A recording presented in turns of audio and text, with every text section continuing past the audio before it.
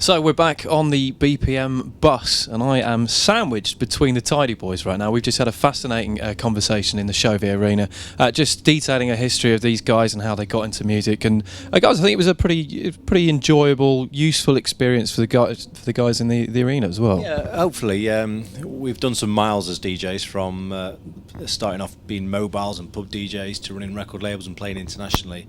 But we always say we are still exactly the same as when we set off. You know, we don't take ourselves too seriously. We put a lot into it, and being a DJ is fundamentally quite a simple thing. The technology's moved on naturally, but ultimately you've got to know when to play the right record at the right time and give something back. And yeah, fully enjoyed it actually. It was good fun, and we're now sat in the bus. You guys have been enjoying the surroundings, and there's a few cogs whirring there, we were saying earlier, because these guys are retiring from the live performances, but there is a lot more to come from the Tidy Boys. Give us a bit more info about that. Yeah, obviously we're at an age now where we're looking for new challenges. We've been very fortunate to travel the world, play in front of thousands of people, Greenfields, global gathering.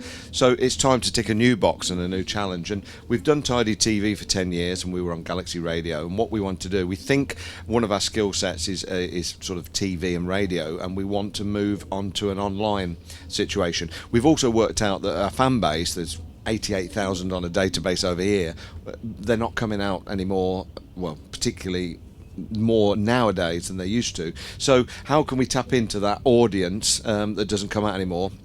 So we want to go online, and obviously with mobile phone apps and streaming and the technology is moving beautifully forward, we're ready to almost launch a new show called the Tidy Boys Big Night In, which will be streamed on the phone and online.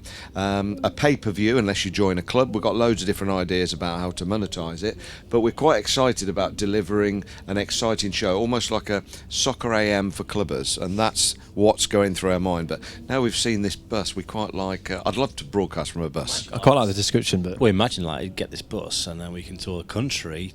Oh, suddenly you become hitman in here as well. Yes. I do like this bus though.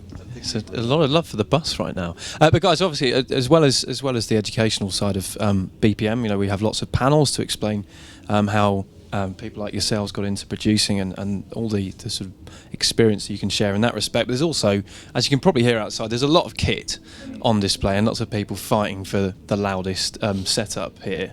Have you had a chance to have a quick look round? We've had a quick browse, but we're going to have a scout round after we've done this interview. There's so much kit now, isn't there? We're still, I suppose, old school DJs in a lot of way. You know, we're not playing off vinyl anymore, but we did a set the other day which really took you back to why you started DJing.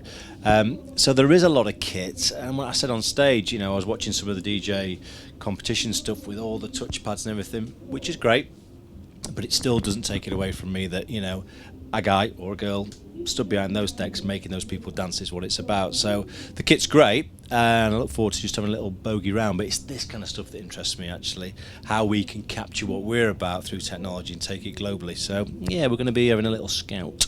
There's lots to check out. I mean, it's all these huge lighting setups that the guys have set up, from particularly the Chauvet lot as well, who sponsor the main arena, and just also there's Marky G's here. He's got an educational school on the go, so there's information for people to get involved. And would you guys consider doing a sort of educational side on the TV channels? Well, it's funny you should say that. Last year we did a thing where we did an Ideal Academy, which is another label we've got, and we set up. We did it as a test, and we did it in Leeds, and we just got I think it was 120 producer DJs to come along, explore different software, how to be a DJ, how to be a producer, and as a test, it really worked. So next year we're looking at launching Tidy FC Pro. Tidy FC stands for fan club, but we want to do a pro version of that where DJs and producers can gain knowledge, and because we've got a network of DJs and producers that we've managed for years, from Eddie Halliwell to Lisa Lashes and a lot more. So they're all at an age now where I think they need to pass down their experience to new talent. So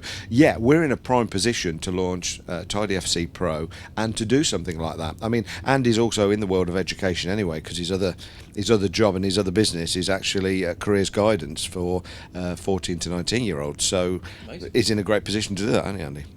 Yeah, I have software which we license to hundreds and hundreds of schools nationwide. So my main business called You Explore, day in day out, is about kids and careers and such like. So yeah, I'm a big believer in the educational side of things. Fantastic. Well, hopefully we will have you guys back again next year. and obviously a bit of an update on how the TV channel's gone. And listen, fellas, thanks very much for your time. Thank you very much.